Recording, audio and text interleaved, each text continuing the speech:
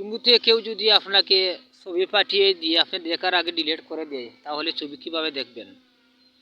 আপনি দেখার আগে ছবি যদি ডিলিট করে দেয় তাহলে দুটি চ্যাটিং অন করলে আপনি ছবি দেখতে পারবেন, ডিলিট হবে না। তাই আমি এখন গেলাম ইমুতে। ইমুতে যাওয়ার পরে আপনার প্রোফাইলের উপরে ক্লিক করবেন।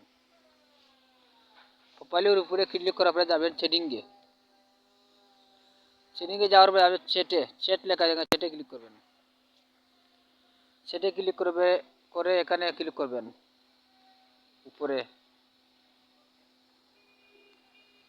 এখানে ক্লিক করে এই দেখুন এখানে দুইটি চ্যাটিং আছে, এই দুইটি চ্যাটিং অন করে দিলে আর কেউ ডিলিট যদি করে ফেলে ছবি তাহলে আপনারা দেখতে পারবেন। এই দুটি চ্যাটিং অন করে দিবেন।